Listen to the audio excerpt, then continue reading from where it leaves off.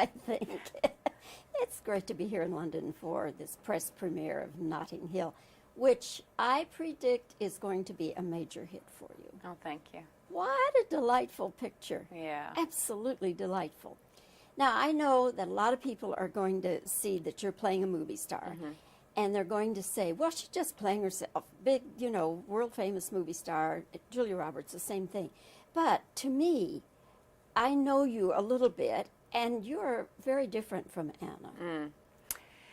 Yeah, I mean, it's unavoidable that people will say that I'm playing myself, and that's okay, except that it sort of negates how hard I really had to work to play this person. And I think that when I came to London to make this movie, I didn't anticipate quite how much work I'd have to do to really be her. Very different from me. Is it the emotional output? Was that the difficult part, Julia? Well, it really has to do with, and it's interesting because I think that I always deal with this when I am working, but because I've never shared a career with a person that I'm playing, it seemed really clear to me in a way that I hadn't really experienced, which is that we're all kind of filled with judgments. And because I would sometimes find her as a character in situations that I knew some essence of, and the choices that she made were oftentimes so different than the choices that I would or have made, that I found I was judging her choice. And I realized that's not my place, and that's not what I'm here to do. So I had to really remove my own hubris from the equation and just let her make her choices, whether I agreed with them or not, and really stand by them. Have you ever resorted to disguises when you must go out in public?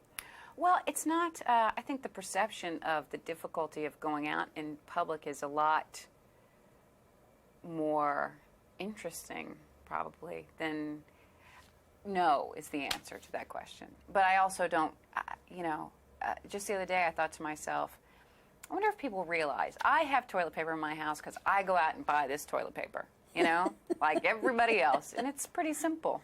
It's pretty simple. And people leave you alone, or do they come up for autographs and everything? It depends. I mean, sometimes I can go about a day without anyone paying any attention to me. Sometimes people just want to say hi, or they want you to sign something. But I know that one time I was actually off skiing and had on my warm hat and my ski goggles and everything else, and about the only thing showing was the tip of my nose and part of my mouth, and someone came up and said, oh, I loved your last movie. And I thought, how the heck did they know it was me? I'll never figure it out. I can tell you how they know. It's that smile. There's nobody else in the world has a smile like yours. Maybe I was smiling. I don't know. I was on vacation. I probably was.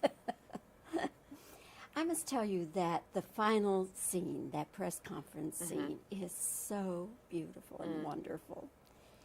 And it reminded me, and I don't know if you have the same recollection, of the final press conference scene in Roman Holiday.